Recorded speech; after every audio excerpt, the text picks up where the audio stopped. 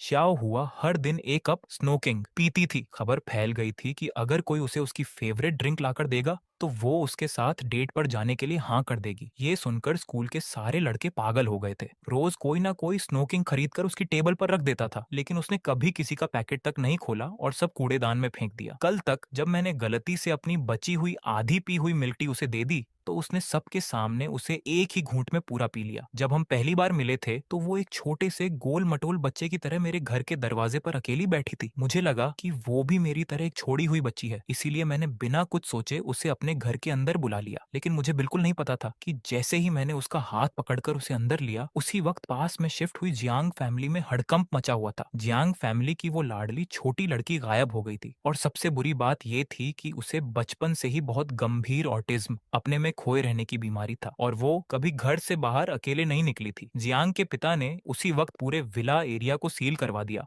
और कसम खाई कि जमीन खोदकर भी उसे ढूंढ निकालेंगे। जब जियांग के पिता टेंशन से पागल होने वाले थे, तभी उन्हें अचानक एक घर से हल्की सी लाइट आती दिखी। वो चुपचाप पास आए और दरवाजे के छेद से अंदर देखा तो सामने का नजारा देखकर वो वहीं सुन्न रह गए। हल्की सी रोशनी में उनकी ऑटिज्म वाली बेटी मुझे कसकर गले लगाए हुए थी और मैं गहरी नींद में सो रहा था। उसकी नीली आंखें किसी खाने को बचाने वाले छोटे भेड़िए की तरह दरवाजे के बाहर घूर रही थी। अगली सुबह जैसे ही मेरी आंख खुली, मैंने देखा कि एक अनजान आदमी सोफे के सामने बैठा हुआ मुझे घूर रहा था। एक ही रात में जियांग के पिता ने मेरे बारे में सब कुछ पता कर लिया था। वो मेरे सामने बैठे थे और उनकी नजरें मुझे ऐसे देख रही थीं जैसे मेरे आर पार देख लेंगी। मुझसे रहा नहीं गया तो मैंने धीरे से पूछा, क्या जियांग जिंगशुआन गलती से खो गई थी? जियांग के पिता ने सिर हिलाकर हाँ कहा और मुझे बताया कि जियांग जिंगशुआन को बहुत गंभीर दिमागी बीमारी है और कल रात विदेश से आते ही वो भाग गई थी। तुम्हें शुक्रिया कहने के लिए तुम मुझसे जो चाहो मांग सकते हो। 6 साल के मुंह बच्चे को क्या पता था कि इस बात की क्या कीमत है। इस वक्त वो छोटी सी जियांग जिंगशुआन पूरी रात जागने के बाद मेरी बाहों में गहरी नींद सो रही थी। जियांग के पिता को लगा था कि मुझ जैसा नाजायज और छोड़ा हुआ बच्चा इस मौके का फायदा उठाकर कोई महंगा खिलौना मांगेगा या अपनी किस्मत बदलने को कहेगा, लेकिन मैंने जल्दी से उनके कपड़े का कोना पकड़ लिया। मेरी आंखें लाल हो गईं और मैंने पूरी फिक्र के साथ उसे देखते हुए कहा, वो बहुत अच्छी है अंकल, प्लीज उसे इतनी आसानी से मत छोड़ना, ठीक है? जियांग के पिता एकदम सन्न रह गए और उनकी आंखों में एक गिल्ट, पछतावा आ गया। उन्हें अचानक ख्याल आया कि असली छोड़ा हुआ बच्चा तो मैं हूँ जिसे उसके माँ बाप ने फेंक दिया, फिर भी मैं उनसे उनकी बेटी को ना छोड़ने की भीख मांग रहा हूँ। बाद में उन्होंने लाल आंखों से हाँ कर दी और मुझे भी अपने साथ ले जाना चाहा, लेकिन मैंने जोर जोर से सिर हिलाकर मना कर दिया। मैं उनके पीछे पीछे लोहे के गेट तक गया और जियांग के पिता को उसे गोद में उठाकर कार में बैठाते हुए टकटकी लगाए देखता रहा। मेरी आंखों में वो जलन छुप नहीं पा रही थी। उसके पापा उसे लेने आए हैं, कितना अच्छा है ना। मुझे हमेशा लगता था कि शायद मैं पहले बहुत ज्यादा चिपकता था, इसलिए मम्मी पापा ने मुझे छोड़ दिया। अगर मैं अभी की तरह अपने पैरों पर खड़ा रहूंगा तो एक दिन वो भी मुझे घर ले जाने जरूर आएंगे। अपने सूने घर में वापस आकर मैं एकदम कड़क और सूखे बिस्किट चबाने लगा। मेरे आंसू ठंडे दूध के गिलास में टपक रहे थे। खाने के बाद मैं रोज की तरह छत के नीचे अकेला बैठकर इंतजार करने लगा। दोपहर के 2 बजे एक काले रंग की महंगी कार झटके से मेरे गेट के बाहर रुकी। मेरा दिल जोर से धड़कने लगा और मैं पागलों की तरह बाहर भागा। वो मम्मी पापा मेरे मुंह से निकलने ही वाला था कि मेरे गले में ही अटक गया। कार का दरवाजा खुला और अंदर से जियांग के पिता ही बाहर आए। उनके चेहरे पर बहुत ज्यादा टेंशन थी। उन्होंने मुझे एक झटके में पकड़ लिया और मेरे सामने घुटनों पर बैठकर मिन्नतें करते हुए बोले, बच्चे, अंकल की बेटी बहुत बीमार है, लेकिन वो किसी भी तरह इलाज करवाने को तैयार नहीं है। क्या तुम अंकल के साथ घर चलकर उसे समझा सकते हो? असल में जब जियांग जिंगशुआन की आंख खुली तो वो बहुत ज्यादा भड़क गई थी। वो किसी को खुद को छूने नहीं दे रही थी और चेकअप के लिए बिल्कुल नहीं मान रही थी। मुझे याद आया कि टीचर ने कहा था कि अनजान लोगों के साथ नहीं जाना चाहिए, लेकिन जब मैं सोच ही रहा था तभी जियांग के पिता ने कहा, उसकी माँ एक साइंटिस्ट है और काम की वजह से वो उसके साथ नहीं रह सकती। अगर जियांग जिंगशुआन का सही टाइम पर इलाज नहीं हुआ तो उसकी माँ शायद उसे कभी नहीं देख पाएगी और वो भी शायद अपनी माँ से कभी नहीं मिल पाएगी। ये बात किसी सुई की तरह मेरे दिल में चुभ गई। मैंने अपनी सारी हिचकिचाहट छोड़ दी और तुरंत सिर हिलाया। ठीक है अंकल, हम जल्दी चलते हैं। जियांग के पिता ने मुझे गोद में उठाया और तेजी से कार की तरफ भागे। 10 मिनट बाद कार एक बहुत बड़े विला के सामने रुकी। जियांग के पिता मुझे गोद में लेकर तेजी से चलते हुए एक भारी दरवाजे के सामने पहुंचे और मुझे नीचे उतारा। उन्होंने दबी हुई आवाज में मुझे फुसलाते हुए कहा, तुम खुद अंदर जाकर दरवाजा खोलोगे, ठीक है? मैंने सिर हिलाया, पूरी हिम्मत जुटाकर अपने छोटे हाथ बढ़ाए और उस भारी दरवाजे को जोर से धक्का दिया। कमरा एकदम अंधेरे में डूबा था, पर्दे पूरी तरह से बंद थे, कुछ भी दिखाई नहीं दे रहा था। मेरे पीछे जियांग के पिता ने माथा सिकोड़ा और इधर उधर देखने लगे, लेकिन मुझे जैसे कोई एहसास हुआ और मैं सीधा एक तरफ चलने लगा। कोने में वो आंखें मुझे ही घूर रही थी। मैं उसके सामने गया और एक स्माइल देकर बोला, क्या तुम लुका छिपी खेल रही हो? जब तुम ठीक हो जाओगी तो मैं तुम्हारे साथ खेलूंगा, ठीक है? अगले ही सेकंड बहुत सारे डॉक्टर्स कमरे में घुस आए और ठंडी मशीनों ने मुझे चारों तरफ से घेर लिया। मैं बहुत ज्यादा डर गया था और बिना सोचे जियांग जिंगशुआन की गोद में छुपने लगा। तभी कोने से एक बहुत ही घूरती हुई नजर मुंह पर पड़ी। मैं डर के मारे कांपने लगा। जियांग जिंगशुआन को तुरंत कुछ अजीब लगा। उसने झटके से अपने हाथ कस ली और मुझे बचाते हुए अपने पीछे कर लिया। उसकी नीली आंखें किसी छोटे भेड़िए की तरह उस तरफ खूंखार होकर घूर रही थी। वो उसका साइकोलॉजिस्ट, दिमाग का डॉक्टर था, इंडस्ट्री का सबसे टॉप एक्सपर्ट। इस वक्त वो मुझे ऐसे देख रहा था जैसे उसे कोई बहुत कीमती खजाना मिल गया हो। चेकअप का रिजल्ट जल्दी ही आ गया। जियांग जिंगशुआन को सिर्फ बुखार था। ड्रिप सलाइन से दवा धीरे धीरे गिर रही थी। उसमें नींद की दवा भी मिलाई गई थी, लेकिन फिर भी जियांग जिंगशुआन चैन से नहीं सो पा रही थी। जैसे ही मैं थोड़ा सा भी हिलता, वो झटके से जाग जाती और हर किसी को एकदम अलर्ट होकर घूरने लगती। जियांग के पिता ने कई बार कोशिश की कि मुझे उसकी गोद से निकाल लें, लेकिन हर बार फेल हो गए। आखिर में जियांग जिंगशुआन ने मुझे किसी तकिए की तरह कसकर पकड़ लिया। तब जाकर उसने अपनी आंखें बंद की। मुझे वैसे भी बहुत ठंड लगती थी और वो किसी छोटे हीटर की तरह थी। उसकी गोद में मुझे बहुत गर्माहट मिल रही थी। बस एक ही दिक्कत थी कि उसने मुझे बहुत जोर से जकड़ रखा था। जियांग जिंगशुआन की माफी मांगने वाली नजरों को देखकर मैंने धीरे से सिर हिलाया और पता नहीं कब मैं भी सो गया। जब हम दोनों पूरी तरह से गहरी नींद में सो गए, तब जाकर जियांग के पिता ने चैन की सांस ली और चुपचाप कमरे से बाहर निकल आए। दरवाजे के बाहर वो साइकोलॉजिस्ट पहले से ही उनका इंतजार कर रहा था। जियांग के पिता ने उसके कुछ बोलने से पहले ही भारी आवाज में पूछा, तुम आखिर क्या सोच रहे हो? तुम्हारे पास कितने % चांस है? वो डॉक्टर अपनी एक्साइटमेंट को कंट्रोल नहीं कर पा रहा था। उसने सच सच बताया, उस छोटे लड़के के आने से पहले मेरे पास ज्यादा से ज्यादा सिर्फ 10% चांस था, लेकिन अब मैं पूरे भरोसे से कह सकता हूँ कि आपकी बेटी के ठीक होने के चांस 70% तक पहुंच गए हैं। 70%? जियांग के पिता की आंखें तुरंत चमक उठी, लेकिन डॉक्टर ने तुरंत एक और बड़ा सवाल दाग दिया, क्या छोटी मालकिन पहले कभी इस लड़के से मिली है? कभी नहीं। डॉक्टर पूरी तरह से हैरान रह गया और फिर मजाक करते हुए बोला, तो कहीं ये पिछले जन्म का कोई कनेक्शन तो नहीं है? जब मैं नींद से आधा जगा हुआ था तो असल में मुझे भूख लग रही थी, लेकिन जैसे ही मैंने आंखें खोली, मेरी नजरें सीधा उसकी नीली आंखों से टकरा गईं। ऐसा लग रहा था जैसे वो मुझे बहुत देर से घूर रही थी। मैंने अपनी नजरें सेट की और धीरे से पूछा, अब तुम्हें कुछ ठीक लग रहा है? जियांग जिंगशुआन ने कोई रिएक्शन नहीं दिया। मैंने किसी बड़े आदमी की तरह उसे समझाते हुए कहा, तुम्हारे पापा मम्मी तुमसे बहुत प्यार करते हैं, अच्छे बच्चे की तरह अपना इलाज करवाओ, अब मुझे घर जाना है। ये कहकर मैंने उसकी पकड़ से बाहर निकलने की कोशिश की, लेकिन मैं रत्ती भर भी नहीं हिल पाया। मैंने अपनी आंखें झपकाई और प्यार से फुसलाते हुए बोला, मैं अगली बार आकर तुम्हारे साथ लुका छिपी खेलूंगा। लेकिन जियांग जिंगशुआन ने एकदम जिद्दी होकर मुझे देखा और एक अजीब सी टोन में एक एक लफ्ज बोला, नहीं जाना, हम हमेशा साथ रहेंगे। बात खत्म होते ही उसने मुझे पकड़े हुए अपने हाथों को झटके से कस लिया। मुझे इतना दर्द हुआ कि मेरे आंसू निकल आए और आखिर में मैं फूट फूट कर रोने लगा, मम्मी पापा मुझे घर जाना है, मुझे घर ले चलो। तभी जियांग के पिता भागते हुए आए और बिना कुछ सुने मुझे जियांग जिंगशुआन की गोद से छीन लिया। जियांग जिंगशुआन एक झटके में भड़क गई और जियांग के पिता को खूंखार नजरों से घूरते हुए चीखने लगी, मेरा है, वो मेरा है। जियांग के पिता ने उसे एकदम ठंडी नजरों से देखा, वो सिर्फ अपना है। मैं चुपचाप जियांग के पिता के कंधे पर सिर रखकर रो रहा था। मेरी सांसें अटक रही थी। जियांग के पिता ने प्यार से मेरी पीठ थपथपाई और धीरे से मुझे समझाते हुए बोले, अंकल उसकी तरफ से तुमसे माफी मांगते हैं, ठीक है? मैंने जोर जोर से सिर हिलाकर मना किया और रोते हुए बोला, अंकल मुझे घर जाना है। जियांग के पिता को पता था कि मेरी केयरटेकर आंटी अभी तक नहीं लौटी होगी, इसलिए वो मुझे खाना खिलाने के लिए रोकना चाहते थे। उन्होंने मुझे डाइनिंग टेबल की कुर्सी पर बैठाया। टेबल पर बहुत ही महंगे महंगे खाने रखे थे, लेकिन मैंने सिर्फ एक नजर देखा और उदास होकर अपनी नजरें हटा ली। वो चाहे जितना भी समझाते, मेरे दिल में बस घर जाने की रट लगी थी। जियांग के पिता के पास कोई और रास्ता नहीं बचा तो वो खुद मुझे घर छोड़ने आए और किसी से कहकर मेरे लिए खाना भी पैक करवा दिया। लेकिन जब वो मुझे घर के दरवाजे तक छोड़कर पलटे तो उन्हें अचानक एक परछाई दिखी। जियांग जिंगशुआन अपने घर के दरवाजे के सामने खड़ी थी। उसकी छोटी सी भौहें सिकुड़ी हुई थीं और वो एकदम जिद्दी होकर वहीं इंतजार कर रही थी। जियांग के पिता आगे गए और अपनी बेटी को देखकर भारी आवाज में बोले, तुमने उसे डरा दिया है। दोपहर के 12 बजे जब जियांग के पिता हमें खाना खिलाने आए तो मुझे इतनी शर्म आ रही थी कि मेरा मन कर रहा था कि अपना सिर टेबल के नीचे छुपा लूं। जियांग के पिता को लगा कि मैं शर्मा रहा हूं तो उन्होंने प्यार से मुझे और खाने को कहा और बोले कि ये जियांग जिंगशुआन का ध्यान रखने की मेरी फीस है। मैं जोर जोर से सिर हिलाने लगा, लेकिन तभी जियांग जिंगशुआन ने एक बड़ा सा चिकन लेग उठाया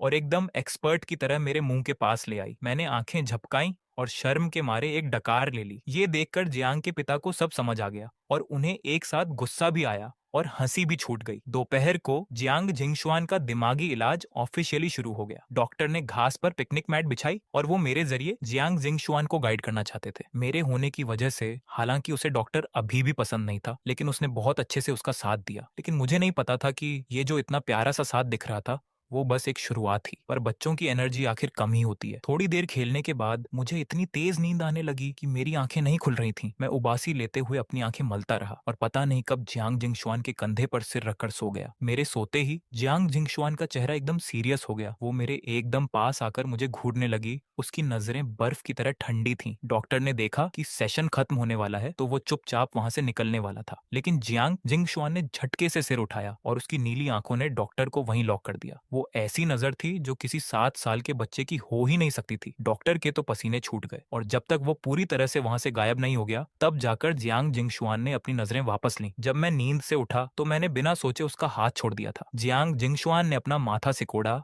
और उसने अपने दाएं हाथ से मेरे हाथ को कंट्रोल करके वापस अपने बाएं हाथ में पकड़ लिया। ये सब करने के बाद उसके चेहरे पर एक हल्की सी खुशी वाली स्माइल आ गई और वो धीरे से बड़बड़ाई, अलग नहीं होना। मैं शाम तक सोता रहा और जियांग के पिता ने मुझे जगाया। मैंने अपनी आंखें मली और उन्हें अंकल बुलाया। किसे पता था कि मुझे किसी और को देखकर स्माइल करते हुए देखकर जियांग झिंगशुआन का चेहरा फिर से लटक जाएगा। उसने बस अपने होंठ कसकर दबा लिए। रात के खाने के बाद एक मेल नौकर मुझे नहलाने ले गया। जियांग जिंगशुआन बाथरूम के दरवाजे के बाहर ही बैठ गई और अपने कान लगाकर अंदर की आवाजें सुनने लगी। उसे डर था कि कहीं मैं अचानक गायब न हो जाऊं। जब मैं नाइट सूट पहनकर बाहर आया तो उसे लगा कि मैं दिन की तरह उसके साथ ही रहूंगा, लेकिन मैंने उसकी तरफ हाथ हिलाकर कहा, बाय बाय, मैं कल स्कूल किंडरगार्टन के बाद आकर तुम्हारे साथ खेलूंगा। लेकिन जियांग जिंगशुआन ने तो स्कूल का मुंह ही नहीं देखा था। उसे पता ही नहीं था कि स्कूल के बाद का क्या मतलब होता है। उसने मुझे इतनी खुशी से स्माइल करते देखा तो उसका मन ना होते हुए भी उसने मेरी तरह हाथ हिलाया और एकदम कड़क चेहरे के साथ बोली, बाय बाय। वो मुझे गोद में उठाकर ले जाते हुए देखती रही, लेकिन उसने मन ही मन फैसला कर लिया था कि कल वो और भी जल्दी जाकर मेन गेट पर मेरा इंतजार करेगी। नतीजा ये हुआ कि अगले दिन सुबह 4:30 बजे ही जियांग जिंगशुआन ने जियांग के पिता को जगा दिया। बाप बेटी लिविंग रूम में एक दूसरे को घूर रहे थे। जियांग के पिता ने अपना माथा मला, आज गू हैंग तुम्हारे साथ नहीं खेल सकता। जियांग जिंगशुआन के चेहरे पर कंफ्यूजन था। क्यों? उसे किंडरगार्टन नर्सरी स्कूल जाना है। मैं भी जाऊंगी, जियांग जिंगशुआन ने बिना एक सेकंड सोचे कहा। तुम नहीं जा सकती, जियांग के पिता ने शांति से समझाया। किंडरगार्टन अभी तुम्हारे जैसे बच्चों को नहीं रख सकता। असल में उन्हें मेरी ज्यादा फिक्र थी। अगर जियांग जिंगशुआन वहां चली गई तो क्या स्कूल का सबसे पॉपुलर लड़का होने के नाते मैं वहां कोई बड़ा बवाल खड़ा नहीं कर दूंगा। जियांग जिंगशुआन के चेहरे पर एक पल के लिए टेंशन दिखी, लेकिन वो जल्दी ही शांत हो गई। उसने सिर उठाकर जियांग के पिता को देखा। मुझे उसके साथ स्कूल जाने के लिए क्या करना पड़ेगा? जियांग जिंगशुआन ने अपनी भौहें उठाई और सीधा अपनी शर्त रख दी, मैं डॉक्टर के साथ अपना इलाज करवाऊंगी। वो जब कहेगा कि मैं ठीक हूँ तब तुम मुझे स्कूल जाने दोगे। डन, डील पक्की। इतना कहकर जियांग जिंगशुआन मुड़कर तीसरे फ्लोर पर चली गई। वो वहां की उस बड़ी सी कांच की खिड़की के सामने खड़ी हो गई जहां से मेरे घर का दरवाजा एकदम साफ दिखता था। वो बस शांति से देखती रही। जियांग जिंगशुआन वहीं चुपचाप खड़ी होकर सुबह के 8:30 बजने का इंतजार करती रही। एक पीले रंग की स्कूल बस एकदम सही टाइम पर बगल वाले लोहे के गेट के पास आकर रुकी। अगले ही पल एक छोटी सी परछाई जियांग जिंगशुआन की नजरों के सामने आ गई। उस पीले रंग की स्कूल बस को धीरे धीरे वहां से जाते हुए देखकर जियांग जिंगशुआन की आंखें एकदम गहरी हो गईं। पता नहीं वो क्या सोच रही थी। आधे घंटे बाद किंडरगार्टन के अंदर, गू हैंग, फाइनली तुम आ गए। गू हैंग, मैंने अपनी मम्मी से तुम्हारे लिए कपकेक बनवाया है, टेस्ट करके देखो क्या तुम्हें पसंद है। जैसे ही मैं क्लास में घुसा, अभी मैं अपनी सीट तक पहुंचा भी नहीं था कि मुझे बहुत सारे बच्चों ने घेर लिया। जब मैं किसी तरह अपनी सीट पर पहुंचा तो मेरी टेबल पर पहले से ही बहुत सारी अलग अलग चीजें रखी हुई थी। मैंने बहुत ही प्यार और तमीज से वो सारी चीजें एक एक करके वापस कर दी। जब उन्होंने देखा कि मैंने उनकी चीजें नहीं ली तो भी मेरे आसपास खड़े बच्चे बिल्कुल गुस्सा नहीं हुए। मैंने अपने बैग से अपनी पानी की बोतल निकाली और उसे टेबल के राइट साइड कोने में रख दिया। एक बच्चे ने लू शिंग्याओ की टेबल पर वो कप केक देखा जिस पर कलरफुल स्प्रिंकल्स पड़े थे और उसके मुंह से पानी टपकने लगा। लू शिंग्याओ, जब गू हैंग तुम्हारा केक नहीं खा रहा है तो क्या तुम मुझे टेस्ट करा सकती हो? लू शिंग्याओ ने बड़े दिल के साथ उसे शेयर कर दिया। उसके तुरंत बाद लू शिंग्याओ ने एकदम सस्पेंस बनाते हुए कहा, मैंने अपनी मम्मी से सुना है कि आज एक नई लड़की हमारे स्कूल में आने वाली है। ये सुनते ही आसपास के सारे बच्चों के अंदर एक्साइटमेंट जाग गई और मुझे भी इसमें इंटरेस्ट आ गया। जब उसने देखा कि मैं भी सुन रहा हूँ तो लू शिंग्याओ ने उसे जो कुछ भी पता था वो सब उगल दिया। वो शायद शिए मानमान की बहन है, उसका नाम मुझे याद नहीं आ रहा। ये सुनकर कि वो शिए मानमान की बहन है, बहुत सारे बच्चों के मन में उस नई लड़की के लिए पहले ही नफरत पैदा हो गई। शिए मानमान हमारी चेरी ब्लॉसम क्लास की सबसे मशहूर और खतरनाक गुंडी बुली थी। वो अक्सर दूसरे बच्चों के खिलौने और स्नैक्स छीन लेती थी और लड़कों का कॉलर भी पकड़ लेती थी। और जैसा लू शिंग्याओ ने कहा था, पहली क्लास शुरू होने से पहले टीचर एक नई स्टूडेंट को लेकर स्टेज पर आई। बच्चों, आज हमारी चेरी ब्लॉसम क्लास में एक नया मेंबर आया है। इसका नाम शे हानिवे है। सब तालियां बजाकर इसका वेलकम करो। टीचर ने बहुत ही प्यार से इंट्रोडक्शन दिया। नई स्टूडेंट के शे मानमान की बहन होने की बात पूरी क्लास में पहले ही फैल चुकी थी। बच्चों ने एकदम बिना मन के हल्की हल्की तालियां बजाई। उन हल्की हल्की तालियों के बीच में एक बहुत ही तेज और खुशी से बजने वाली ताली की आवाज एकदम अलग सुनाई दे रही थी। सबने एक साथ उस आवाज की तरफ देखा। मैं अपने दोनों हाथों से पूरी ताकत लगाकर तालियां बजा रहा था। मुझे उस नए स्टूडेंट का इतने जोर शोर से वेलकम करते देखकर बहुत सारे बच्चों के मन में उस शे मानमान की बहन के लिए जो गुस्सा था वो थोड़ा कम हो गया। टीचर ये सब देख रही थी और जब उनकी नजर मुझ पर पड़ी तो उनकी आंखें एकदम सॉफ्ट हो गईं। उन्होंने आगे कहा, शे हानिवे, प्लीज अपना इंट्रोडक्शन, परिचय दो। शे हानिवे चुपचाप नीचे खड़े बच्चों को देखती रही और माहौल अचानक से थोड़ा अजीब हो गया। टीचर ने जल्दी से बात को संभाला। लगता है नई स्टूडेंट थोड़ी शर्मीली है, आप सबको इसका अच्छे से ध्यान रखना है। हमारी चेरी ब्लॉसम क्लास के सारे बच्चे एक बहुत बड़ी और लंबी टेबल शेयर करते थे, इसीलिए टीचर ने जानबूझकर शिए हानिवे को मेरे बगल में बैठा दिया। हैंग, नई स्टूडेंट को यहाँ के माहौल में सेट करने का काम टीचर तुम्हें सौंप रही है, ठीक है? मैंने सिर हिलाकर कहा, ठीक है। टीचर ने ये सब सोच समझ कर किया था। उन्हें लग रहा था कि ये शिए हानिवे थोड़ी शर्मीली है और नई भी है, तो वो खुद से सबके साथ आसानी से घुल मिल नहीं पाएगी। टीचर ने सोचा कि अगर मैं उसकी मदद करूंगा तो शायद उसके लिए आसानी हो जाएगी। पूरी सुबह बीत गई लेकिन शिए हानिवे अभी भी एकदम चुपचाप बैठी रही। इस बीच मैंने कई बार खुद से बात करने की कोशिश की, उसे अपनी किताबें और खिलौने भी शेयर करने चाहे, लेकिन शिए हानिवे ने ऐसा बर्ताव किया जैसे उसे कुछ सुनाई ही ना दे रहा हो। उसने मुझे पूरी तरह से इग्नोर कर दिया और चुपचाप अपनी सीट पर बैठी रही। मैंने इस बात को ज्यादा दिल पर नहीं लिया, लेकिन जो बच्चे मेरे साथ खेलना पसंद करते थे उन्हें शिए हानिवे से और भी ज्यादा नफरत हो गई। इस नई लड़की में रत्ती भर भी तमीज नहीं है, ये तो बहुत ज्यादा एटीट्यूड दिखा रही है। किंडरगार्टन में रोज दोपहर को 40 मिनट सोने का टाइम होता था, उसके बाद बाहर की क्लास होती थी। आज बाहर की क्लास का टॉपिक था स्ट्रॉबेरी के पौधे लगाना। बच्चों, लाइन में लगकर अपने अपने स्ट्रॉबेरी के पौधे ले लो। टीचर ने बहुत ही प्यार से आवाज लगाई। जल्दी ही सारे छोटे छोटे बच्चे ट्रॉली के सामने लाइन में लग गए। सिर्फ शे हानिवे ही अपनी जगह पर अकेली और सबसे अलग बैठी रही। मैं शे हानिवे को देख रहा था और मुझे अचानक पिछले शुक्रवार को मिली अपनी नई दोस्त जियांग जिंगशुआन की याद आ गई। मैं मन ही मन सोच रहा था कि वो घर पर अकेली है, क्या वो भी इस तरह अकेला फील कर रही होगी? जल्दी ही मेरी बारी आ गई। टीचर, क्या मैं शे हानिवे के लिए भी पौधा ले सकता हूँ? टीचर ने स्माइल करते हुए सिर हिलाया। हाँ बिल्कुल। टीचर्स जब स्ट्रॉबेरी के पौधे ला रहे थे तो थोड़ी सी गड़बड़ हो गई थी। ट्रॉली के एकदम पीछे रखे हुए पौधों को काफी नुकसान पहुंचा था। जो सबसे ज्यादा खराब हुए थे उनकी तो आधी पत्तियां और डालियां ही टूट गई थी। टीचर्स ने इस पर ज्यादा ध्यान नहीं दिया क्योंकि किसी भी दिक्कत से बचने के लिए वो हमेशा जरूरत से ज्यादा सामान रखते थे। जो पौधे खराब हो गए थे उन्हें बाद में फेंक दिया जाना था। मैंने पहले उस ट्रॉली में से सबसे अच्छी और हरी भरी स्ट्रॉबेरी चुनी और फिर मैंने पीछे की लाइन में से वो वाला पौधा उठा लिया जो सबसे ज्यादा टूटा हुआ और खराब था। हैंग, हमारे पास बहुत सारे पौधे हैं, बाकी बच्चों को भी एकदम सही वाले पौधे मिल सकते हैं। टीचर ने जल्दी से मुझे समझाया। मैंने अपना सिर टेढ़ा किया और एक स्माइल देकर बोला, मुझे पता है लेकिन मुझे यही वाला चाहिए, भले ही ये परफेक्ट नहीं है। टीचर वहीं की वहीं हैरान रह गई। दोनों पौधे वापस लाने के बाद मैंने जो सबसे अच्छा वाला पौधा था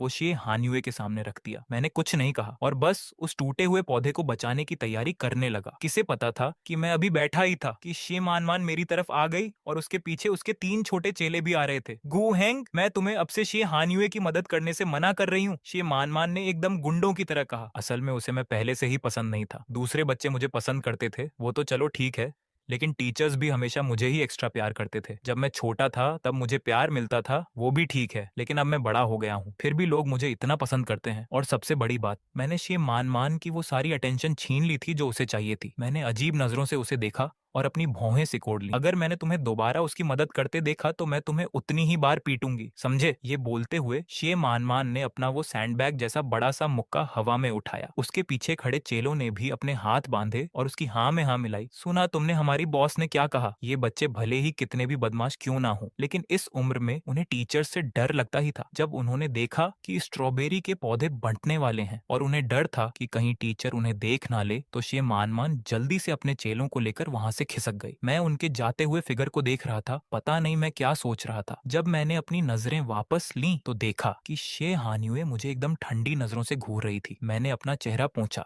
और कंफ्यूज होकर पूछा, क्या मेरे चेहरे पर कुछ लगा है? मुझसे दूर रहो, शे हानिये ने एकदम कड़क आवाज में कहा। मुझे तुम्हारी इस झूठी दया और भीख की कोई जरूरत नहीं है। अब भी जो स्ट्रॉबेरी के पौधे थे वो प्लास्टिक के बैग में थे और अब उन्हें छोटे गमलों में लगाना था। टीचर ने बहुत ही डिटेल में सब कुछ सिखाया। एक दूसरे की मदद करते हुए बच्चों ने बहुत अच्छे से अपना काम पूरा कर लिया। जहां वो फंस जाते थे वहां टीचर्स उनकी मदद कर देते थे। पौधे लगाने और उन पर अपने नाम का टैग लगाने के बाद बच्चे लाइन में लगकर अपने गमले बाहर की टेबल पर रखने लगे। बच्चों चलो अब हम सब हाथ धोने चलते हैं। मैं भी हाथ धोने ही जा रहा था कि मैंने देखा टीचर अपनी ट्रॉली लेकर वहां से जा रही है। मैंने तुरंत अपना प्लान बदला। टीचर जांग, मेरी आवाज सुनकर वो रुक गई, पलटी और झुककर प्यार से पूछा, हैंग क्या हुआ? क्या ये पौधे फेंके जाने वाले हैं? मैंने धीरे से पूछा। जो पौधे एक्स्ट्रा थे और सही सलामत थे उन्हें टीचर्स ने गार्डन की क्यारियों में लगा दिया था, लेकिन इन टूटे हुए पौधों को वहां नहीं लगाया जा सकता था। अगर इनका अच्छे से ध्यान नहीं रखा गया तो चाहे इन्हें गार्डन में ही क्यों ना लगा दो, ये जल्दी ही सूख जाएंगे। जब मैंने टीचर झांग को हाँ में सिर हिलाते देखा तो मैंने आंखें झपकाई। तो क्या आप ये मुझे दे सकती हैं? क्या हैंग इन्हें घर ले जाकर लगाना चाहता है? टीचर झांग ने स्माइल करते हुए कहा, हाँ बिल्कुल। टीचर झांग ने हंसते हुए आगे कहा, लेकिन ध्यान रखना कि ये पक्का जिंदा रहे। मैंने अपने होंठ दबाकर एक स्माइल दी। कोई बात नहीं, अगर तुम्हें ये चाहिए तो टीचर झांग इन पौधों को पहले ही स्कूल बस के ड्राइवर को दे देंगी। जब बस तुम्हें घर छोड़ने जाएगी तो वो तुम्हें दे देगा। इस बातचीत में थोड़ा टाइम लग गया था। जब मैं कॉरिडोर के आखिर में वॉशरूम के दरवाजे पर पहुंचा तो ज्यादातर बच्चे वहां से जा चुके थे। धड़ाम!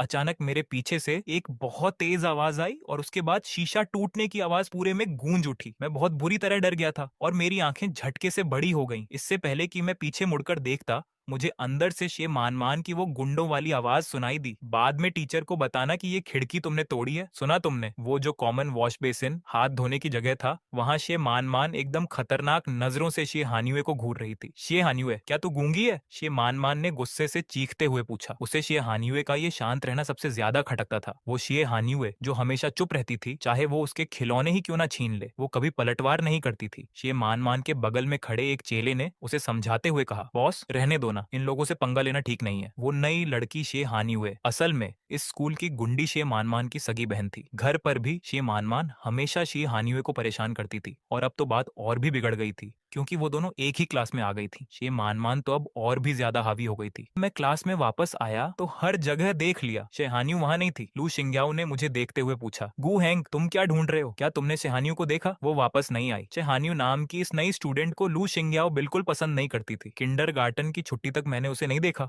और टीचर्स ने भी कुछ नहीं कहा, तो शायद वो अपने घर चली गई होगी। शाम के 4 साढ़े 4 बजे पीली बस सड़क के किनारे आकर रुकी। मैं बहुत सारा सामान लेकर नीचे कूदा और ड्राइवर अंकल को बाय बोला। ड्राइवर अंकल हंसते हुए बोले, गू हैंग कल मिलते हैं, सुबह फिर लेने आऊंगा। बस के जाते ही कोने में छिपी हुई ज्या जिनशुआन बाहर निकल आई। वो चुपचाप मुझे देख रही थी। मेरी नजर उस पर पड़ी तो मेरा चेहरा चमक उठा। मैं खुशी से चिल्लाया, ज्या जिनशुआन। ज्या जिनशुआन मेरे पास आई, चेहरा थोड़ा उतरा हुआ था। तुम अभी किससे बात कर रहे थे? सवाल अजीब था पर मैंने सच सच बता दिया। सुनकर वो बस अपने होंठ दबाकर चुप हो गई। ज्या जिनशुआन, मैं तुम्हारे लिए गिफ्ट लाया हूँ। मैंने अपना सामान उसे दिखाया। उसे इन चीजों में कोई दिलचस्पी नहीं थी, पर फिर भी उसने सामान ले लिया और मेरा हाथ पकड़ ढट लिया। हम दोनों हाथ थामे ज्या परिवार के घर की ओर चलने लगे। घर पहुंचते ही नौकर ने हमारा बैग और पानी की बोतल ले ली। मैं ज्या जिनशुआन को एक फ्लावर बेड के पास ले गया। मैंने कहा, चलो इन्हें यहाँ लगाते हैं। ज्या जिनशुआन बोली, ठीक है। जो नौकर हमेशा उसका ख्याल रखता था वो तुरंत औजार ले आया। खरपतवार साफ की, मिट्टी खोदी, पौधे लगाए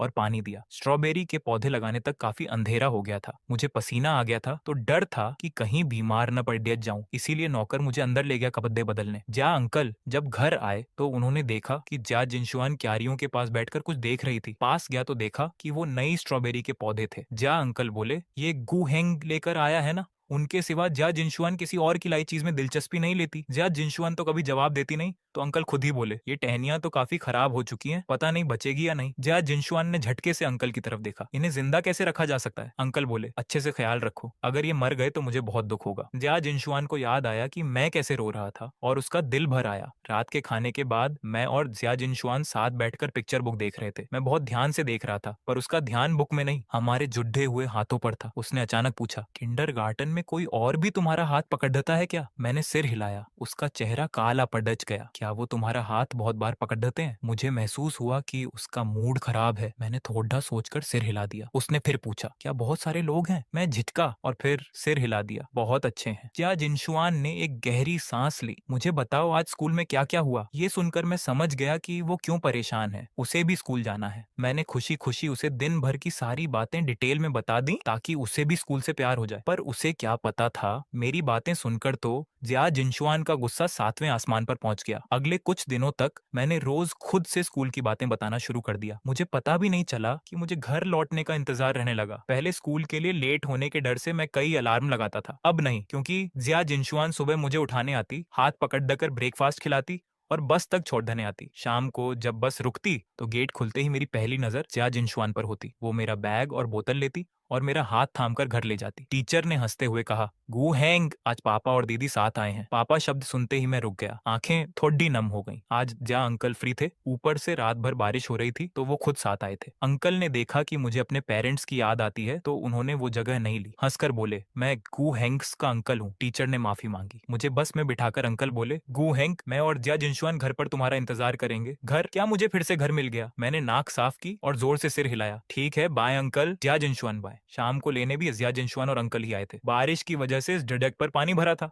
अंकल ने मुझे खुद ही उठा लिया ताकि जूते न भीगे। अंकल बोले, चलो घर चलते हैं। उनकी गोद वैसी ही थी जैसे मुझे याद है, बद्दी, गरम और सुकून भरी। मेरी आंखों में आंसू आ गए। मेरे पापा की गोद भी आपकी तरह ही गरम थी, बस अब वो रही नहीं। अंकल ने मुझे घर के पास छोड़ दिया और मेरे सिर पर हाथ फेरा, पर बहुत धीरे से, क्योंकि बगल में खद्दी जिया जिनशुआन उन्हें गुस्से में घूर रही थी। सर्दियों की छुट्टी के पास हमारी क्लास में एक और नई स्टूडेंट आई। टीचर ने स्टेज पर ऐलान किया, बच्चों, एक नई स्टूडेंट आई है, नाम है जिया जिनशुआन। पर उसे क्लास में लाने के बजाय वो चुपचाप मेरे बगल में आकर बैठ गई। जिया जिनशुआन मुझे बिस्किट खिला रही थी, पर मेरा पेट भरा था तो मैंने मना कर दिया। उसने पूछा, नहीं खाना? मैंने सिर हिलाया। नहीं, थोड़ा पानी पिला दो। जिया जिनशुआन ने पानी पिलाया। फिर मुझे देखते हुए उसकी चिंता भरी नजरें मुझ पर टिकी रहीं। पानी की बोतल रखते ही उसने देखा कि पूरी क्लास उसे देख रही थी, खासकर मेरे दाईं ओर बैठी शेहानियू, जो उसे नजरों से ही खत्म कर देना चाहती थी। जिया जिनशुआन ने उसे देखा जैसे कोई गंदी चीज देख ली हो। टीचर ने कहा, नई स्टूडेंट, अपना परिचय दो। जिया जिनशुआन का मन नहीं था, पर मुझे खुश देखकर वो खड्डी हुई। बिना किसी उत्साह के बोली, मेरा नाम जिया जिनशुआन है, बस इतना ही। टीचर ने बात संभाली, ये नई बच्ची बहुत बड़ी फैमिली से थी।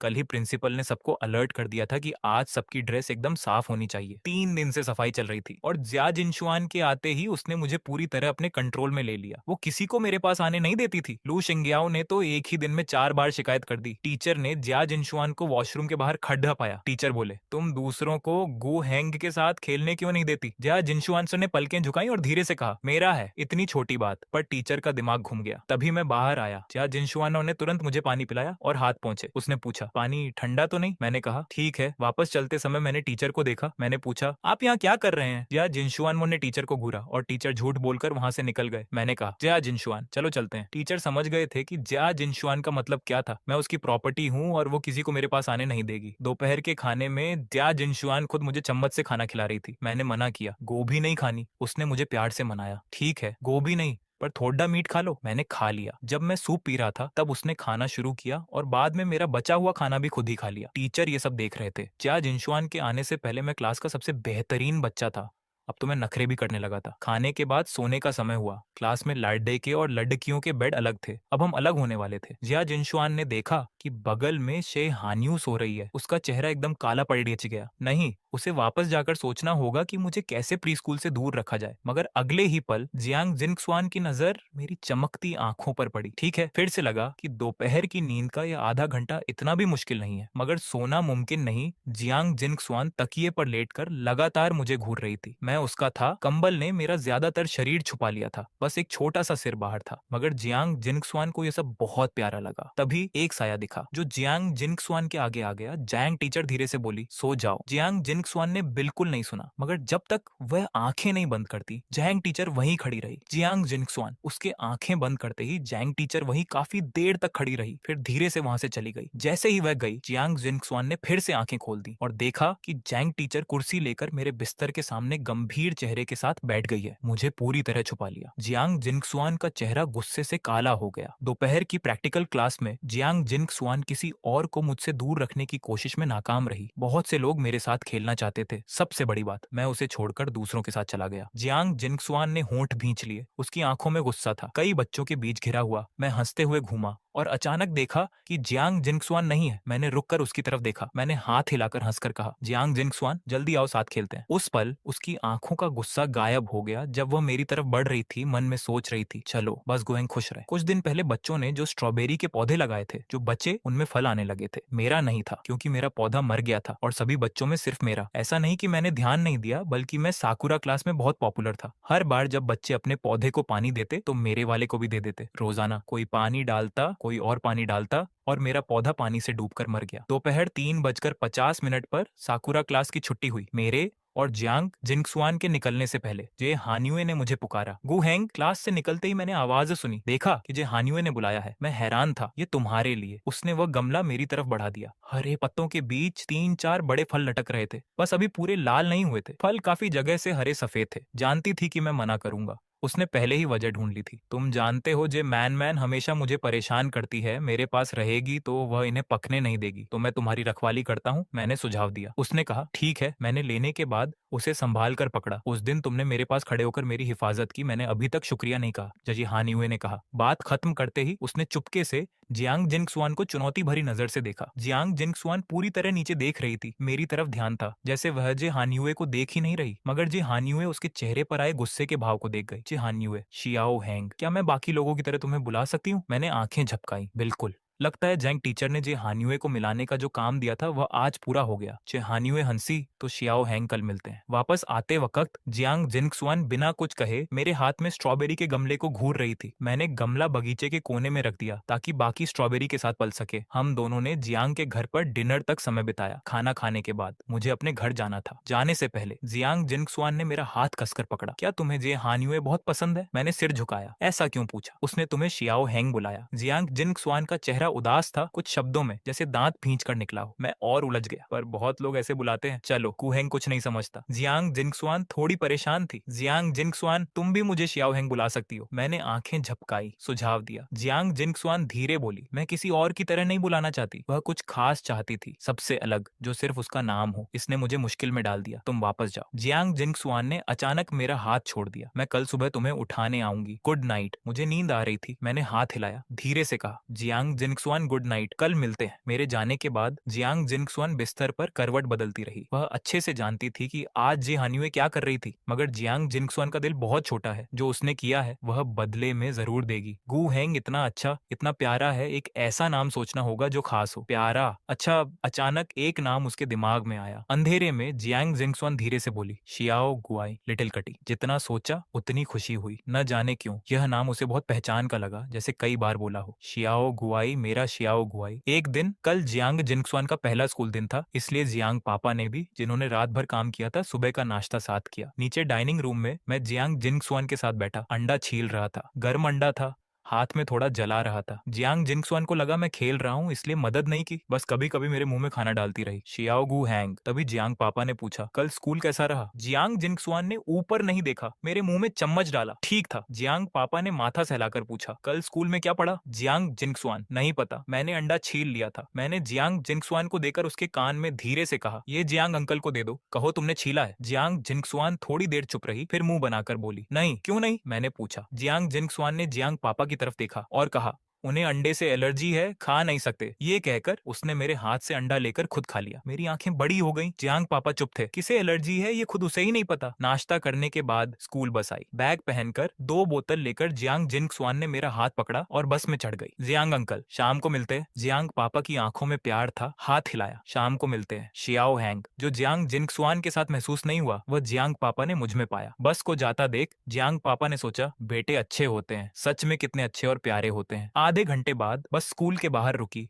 हम दोनों हाथ पकड़े नीचे उतरे। साकुरा क्लास के बच्चे आ चुके थे। मुझे सीट पर बैठाकर जियांग जिंगसुआन ने धीरे से कहा, मैं पानी लेने जा रही हूँ, तुरंत आऊंगी, इधर उधर मत जाना। मैंने आंखें झपकाई। साथ चलते हैं। नहीं, मैं जल्दी आऊंगी, जियांग जिंगसुआन ने कहा। उसके जाने के बाद टेबल पर सोने का नाटक कर रही जे हानियुए उठी। अपने बैग से एक लाल एप्पल निकाला। शियाओ हैंग, यह तुम्हारे लिए। वह एप्पल बहुत बड़ा था। जब उसने मेरे हाथ में दिया तो मुझे दोनों हाथों से पकड़ना पड़ा। मुझे लगता है कोई कुछ दे तो बदले में कुछ देना चाहिए। इसी वजह से मैं बाकी बच्चों का सामान नहीं लेता था, क्योंकि मैं वापस नहीं दे सकता। मगर आज अलग था। मैं हंसा और थैंक यू कहा। एप्पल टेबल पर रखकर मैंने बैग से कुछ कैंडी निकाली और जे हानियुए को दी। पानी लेकर आई जियांग जिंगसुआन ने अंदर आते ही देखा कि मैं जे हानियुए से बात कर रहा हूँ। पता नहीं क्या बोला कि मैं हंस रहा था। जियांग जिंगसुआन को ये अच्छा नहीं लगा। मेरे पास आई और टेबल पर एप्पल देखा। वह पूछना चाहती थी कि ये कहाँ से आया। जे हानियुए ने पहले कहा, शियाओ हैंग, तुम्हारी दी हुई कैंडी मैंने अब तक की सबसे अच्छी कैंडी खाई है। मैंने सिर झुकाया, हैरान होके बोला, तुम्हें इतना पसंद है? तुम जानती हो जे हानियुए को कुछ पसंद नहीं आता तो मेरे पास कुछ और है, सब तुम ले लो। ये कहकर मैंने बैग की बची हुई सारी कैंडी उसे दे दी। Thank you. जे हानियुए ने लेने के बाद जियांग जिंगसुआन की तरफ देखा। जियांग जिंगसुआन की आंखें गुस्से से भरी थी। बिना दिखने वाली लड़ाई क्लासरूम में फैल गई। वह जानती थी कि कैंडी कहाँ से आई। मैंने बहुत संभाल कर रखी थी, पर जे हानियुए को मिल गई। जियांग जिंगसुआन के अंदर गुस्सा बढ़ रहा था। उसने एक गहरी सांस ली और जोर से पुकारा, शाओ गुआई। यह नाम जियांग जिनशुआन ने मुझे सुबह मीटिंग के वक्त ही बता दिया था। आज तक मुझे किसी ने इस नाम से नहीं बुलाया था, इसीलिए जब भी जियांग जिनशुआन मुझे इस नाम से बुलाती, मुझे रिस्पॉन्स देने में 1 सेकंड का टाइम लग जाता था। मैंने पीछे घूमकर अचरज से पूछा, जियांग जिनशुआन, क्या बात है? जैसे ही जियांग जिनशुआन ने मुझे उस नाम से पुकारा, जी हानियुए का चेहरा एकदम से चेंज हो गया। जियांग जिनशुआन मन ही मन मुस्कुराई और उसका गुस्सा काफी कम हो गया। थोड़ा water P low. Insulated cup के कैप में रखा हुआ हॉट वाटर अब नॉर्मल टेम्परेचर पर था। मैंने चुपचाप वह पूरा वाटर पी लिया। इस समय सेमेस्टर का एंड आ चुका था और सिर्फ 1 वीक बाद विंटर वेकेशन होने वाले थे। वेदर भी पहले से काफी कोल्ड हो गया था, जिससे कई बच्चे बीमार होकर किंडरगार्टन नहीं आ रहे थे। एब्सेंट बच्चों की संख्या बहुत ज्यादा थी, इसलिए टीचर्स ने भी क्लासेस ऑलमोस्ट स्टॉप कर दी थी। मॉर्निंग की एक क्लास के बाद कुछ बच्चों ने मुझे अपने साथ खेलने के लिए बुलाया। मेरा बहुत मन था, पर जियांग जिनशुआन के साथ रहने के प्रॉमिस के कारण मैं हिचकिचाने लगा। जाओ खेल लो, जियांग जिनशुआन ने मेरी हिचकिचाहट को भांपते हुए प्यार से कहा। मुझे थोड़ा अचरज हुआ, क्योंकि पहले वाली जियांग जिनशुआन इतनी लीनियंट नहीं थी। जियांग जिनशुआन ने जियांग जियांग के हाथ में मौजूद रेड पेपर कटिंग को दिखाते हुए कहा, अभी टीचर ने जो सिखाया वह मुझे कुछ समझ नहीं आया। मैं जी हानियुए से इस बारे में पूछना चाहती हूँ। पिछली क्लास में विंडो फ्लावर बनाना सिखाया गया था, इसलिए मैं खुशी खुशी बाकी बच्चों के साथ खेलने चला गया। जब मैं पूरी तरह से आंखों से ओझल हो गया, तब जियांग जिनशुआन ने अपनी नजरें हटाई और जी हानियुए की तरफ देखा। अब हिसाब किताब चुकता करने का टाइम था। जब मैं खेलकर वापस आया तो जियांग जिनशुआन और जी हानियुए दोनों अपनी अपनी सीट पर बैठे अपने काम में बिजी थे। मैंने ज्यादा नहीं सोचा और स्माइल करते हुए सॉफ्ट वॉइस में पूछा, जियांग जिनशुआन, तुमने बनाना सीखा या नहीं? जियांग जिनशुआन ने तुरंत टेबल पर रखा हुआ पहले से तैयार विंडो फ्लावर मुझे दिखाया। मेरी आंखें चमक उठी और मैंने जियांग जिनशुआन की तारीफ करने में कोई कसर नहीं छोड़ी। वो सच में बहुत ब्यूटीफुल था। जियांग जिनशुआन की खूब तारीफ करने और कप का काफी वाटर पी लेने के बाद मुझे एक बात का एहसास हुआ, मेरी टेबल पर रखा हुआ एप्पल गायब था। मैंने जियांग जिनशुआन से पूछा कि क्या उसने मेरा एप्पल देखा है? जियांग जिनशुआन ने कहा कि उसने नहीं देखा और तुरंत बात को घुमाते हुए पूछा, क्या श्याओ गुआई को एप्पल पसंद है? बात पसंद या नापसंद की नहीं थी, बल्कि बात यह थी कि वह एप्पल जी हानियुए ने गिफ्ट किया था। मैंने सोचा, किसी का दिया हुआ गिफ्ट अच्छे से न रखना और उसे खो देना बहुत ही रूड और इंसल्टिंग बिहेवियर है। मुझे अपसेट देखकर जियांग जिनशुआन की आंखें सीरियस हो गईं और उसने सहलाते हुए कहा, अपसेट मत हो, घर चलकर मैं तुम्हें इससे भी ज्यादा रेड और बिग एप्पल दूंगी, ओके? मैंने अपने होंठ भींचे और नामे सिर हिलाया। मैंने क्लासरूम के कोने कोने में उसे सर्च किया, यहाँ तक कि कई बच्चों से भी पूछा, पर वह कहीं नहीं मिला। निराश होकर मैं अपनी सीट पर वापस आया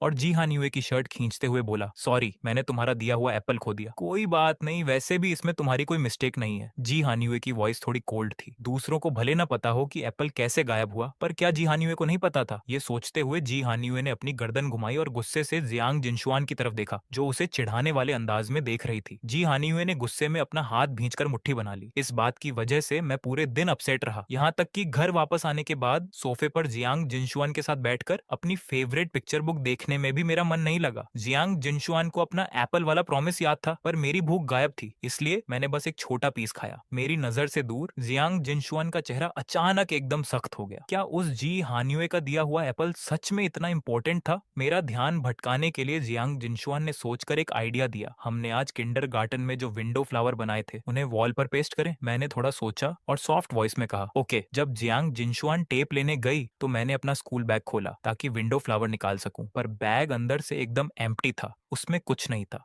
मुझे लगा शायद जियांग जिनशुआन ने उन्हें अपने बैग में रख लिया होगा। मैंने जियांग जिनशुआन का बैग लेकर उसकी जिप खोली तो वे वहीं थे। मैंने उन विंडो फ्लावर्स को बाहर निकाला, पर जैसे ही वे बाहर आए उनके साथ एक हल्की प्लास्टिक की चीज भी चिपककर बाहर आई और फर्श पर गिर गई। वह एक कैंडी का रैपर था। मैंने उस रैपर को उठाया और उसे ध्यान से देखा। वह मुझे बहुत जाना पहचाना लगा। ट्रांसपेरेंट रैपर के एक कोने पर एक कार्टून ऑरेंज बना हुआ था। कल उस सर्वेंट भैया ने मुझे जो खट्टी मीठी कैंडीज दी थी, उनमें एक ठीक ऐसी ही थी, क्योंकि पूरे पैकेट में सिर्फ एक ही ऑरेंज फ्लेवर की कैंडी थी, इसलिए मुझे वह अच्छे से याद थी। पर मैंने तो सुबह वे सारी कैंडीज जी हान्युए को दे दी थी ना। तभी टूल्स लेकर वापस आई जियांग जिनशुआन ने आवाज दी, श्याओ गुआई। मैंने उस रैपर को उंगलियों में दबाकर उसकी तरफ देखा और पूछा, जियांग जिनशुआन, तुम्हारे बैग में ये कैंडी रैपर क्यों है? और क्या तुम्हें सच में नहीं पता कि वह एप्पल कहाँ गया? उस रैपर को देखकर जियांग जिनशुआन के माथे पर बल आ गए। उसका अंदाज थोड़ा रूड लगा। श्याओ गुआई, दूसरों की दी हुई चीजें मत लिया करो, समझे? चाहे वह कैंडी हो या एप्पल, तुम जो भी चाहोगे जियांग जिनशुआन तुम्हें लाकर देगी। जियांग जिनशुआन को यह बर्दाश्त ही नहीं था कि मेरे पास कोई ऐसी चीज हो जो उसने न दी हो। वह एप्पल कहाँ है? मैंने जियांग जिनशुआन के सवाल का जवाब न देते हुए अपनी नाक सिकोड़कर पूछा। अब जब बात यहाँ तक आ चुकी थी तो सच छुपाने का कोई फायदा नहीं था। जियांग जिनशुआन ने साफ कह दिया, डस्टबिन में। मैंने बहुत ही निराश नजरों से जियांग जिनशुआन को देखा। ये देखकर जियांग जिनशुआन धीरे धीरे मेरे करीब आई और मनाते हुए बोली, श्याओ गुआई, गुस्सा मत हो, मैं तुम्हें बहुत सारे एप्पल्स लाकर दूंगी, प्रॉमिस। मैंने इसके बाद कोई बात नहीं की और विंडो फ्लावर पेस्ट करने का प्लान भी वहीं ड्रॉप हो गया। जियांग जिनशुआन ने मनाने की कितनी भी कोशिश की, पर मैं बस गुमसुम सोफे पर बैठा रहा। जियांग जिनशुआन को समझ नहीं आ रहा था कि महज एक एप्पल के लिए मैं उससे इतना ज्यादा नाराज क्यों हूँ। बाहर अंधेरा होने लगा था और जियांग पापा के ऑफिस से घर लौटने का टाइम हो चुका था। मैं सोफे से नीचे उतरा और उदास मन से बोला, जियांग जिनशुआन बाय, मैं अपने घर जा रहा हूँ। इतना कहकर मैं सीधे मेन गेट की तरफ बढ़ गया। जियांग जिनशुआन पूरी तरह से सीरियस चेहरा बनाए चुपचाप मुझे दूर जाते हुए देखती रही, जब तक कि मैं ओझल नहीं हो गया। रात के ऑलमोस्ट 7 बजे दिन भर के काम के बाद जियांग पापा घर लौटे। जब उन्हें रोज की तरह दोनों बच्चों की हंसी मजाक और शोर शराबा सुनाई नहीं दिया तो उन्हें थोड़ा अचरज हुआ। छोटी जिनशुआन, श्याओ हेंग कहाँ है? जियांग पापा ने क्यूरियोसिटी से पूछा। सोफे पर बैठी जियांग जिनशुआन का चेहरा उतरा हुआ था। उसने कोई जवाब नहीं दिया। अरे इसे क्या हुआ? जियांग पापा ने पास खड़े उस सर्वेंट से पूछा जो बच्चों की केयर करता था। बेबी जिनशुआन और बेबी श्याओ हेंग के बीच शायद कोई फाइट हो गई है, सर्वेंट ने सच बता दिया। जब डिनर टेबल पर सज गया तो जियांग पापा ने किसी को भेजकर मुझसे पूछवाया कि क्या मैं डिनर करना चाहता हूँ। चेयर पर बैठी जियांग जिनशुआन ऐसे बिहेव कर रही थी जैसे उसे कोई परवाह न हो, पर उसके कान पूरी तरह से उसी तरफ लगे हुए थे। कुछ ही देर में पूछने गया, पर्सन वापस आ गया। बेबी श्याओ हेंग तो सो चुके हैं। जियांग पापा ने सोचा कि जब वह सो गया है तो ठीक है, उसे सोने देते हैं। भले ही टेबल पर सिर्फ एक पर्सन कम था, पर वहां का माहौल इतना शांत था कि सब कुछ सूना सूना लग रहा था। थोड़ा सा डिनर जैसे तैसे फिनिश करके जियांग जिनशुआन भी चुपचाप ऊपर अपने रूम में चली गई। वह कारपेट पर बैठ गई और उसने बिना एक शब्द बोले बची हुई सारी कैंडीज निकालकर खा ली। क्या बकवास कैंडी थी, इसमें जरा भी स्वीटनेस नहीं थी। जियांग जिनशुआन से मेरी जान पहचान पहले हुई थी, फिर मैं उस जी हान्युए का साइड क्यों ले रहा था? आधे घंटे बाद फ्रेश होकर बेड पर लेटी जियांग जिनशुआन अंधेरे में सीलिंग को घूरती रही। उसने मन ही मन पक्का डिसीजन लिया कि वह मुझसे पूरे 3 दिन तक बात नहीं करेगी। पर क्या 3 दिन बहुत ज्यादा नहीं हो जाएंगे? चलो एक दिन सही रहेगा। नहीं, आधा दिन ही ठीक है। पर अगर उसने मुझसे बात नहीं की तो क्या इससे जी हान्युए का फायदा नहीं हो जाएगा? नहीं, उसे कल सुबह खुद मुझसे आकर बात करनी होगी। मैं जी हान्युए का फायदा नहीं होने दे सकती। बात करना एक अलग बात थी, पर जियांग जिनशुआन ने सोच लिया था कि वह इतनी जल्दी मुझे माफ नहीं करेगी जब तक कि मैं खुद अपनी मिस्टेक मानकर सॉरी ना बोलूं। बस यही फाइनल था। रात के 3 बजे पूरी दुनिया एकदम शांत थी और सब गहरी नींद में थे। मजे से सो रहे जियांग पापा को महसूस हुआ कि किसी ने उन्हें धीरे से हिलाया है। जब उन्होंने अपनी आंखें खोली तो उन्हें बेड के पास एक छोटी सी परछाई खड़ी दिखाई दी। भले ही जियांग पापा का हार्ट काफी स्ट्रांग था, पर इस सीन को देखकर वह भी एक पल के लिए कांप उठे। अगले ही पल जियांग जिनशुआन की थोड़ी झिझकती हुई आवाज आई, पापा। ये एहसास होने पर कि वह जियांग जिनशुआन है, जियांग पापा ने चैन की सांस ली। उन्होंने बेड के पास रखा लैंप ऑन किया और मन ही मन खुद को शांत किया कि यह अपनी ही बच्ची है, इकलौती है, जिसे उसकी माँ ने पूरे 10 महीने पेट में रखकर जन्म दिया है। कोई प्रॉब्लम है क्या? बेड पर उठकर बैठते हुए जियांग पापा ने अपना सिर सहलाया। जियांग जिनशुआन के चेहरे पर एक उम्मीद सी चमक उठी और वह बोली, क्या आप मेरे लिए किसी को सर्च कर सकते हैं? रात के 3:07 पर सब कुछ सहने वाले सीधे साधे पापा अपनी बेटी को साथ लेकर मैनेजर के पीछे पीछे एक नौकर के कमरे के गेट पर पहुंचे और नॉक किया। नींद से जागे नौकर का चेहरा देखने लायक था। उसे कुछ समझ नहीं आ रहा था। रात के 3:12 पर जियांग के पापा, जियांग जिंगशुआन, मैनेजर और वह नौकर सब मिलकर सीसीटीवी रूम में गए। उन्होंने 2 दिन पहले रात के 10 बजे का वीडियो निकाला। वीडियो को रोका गया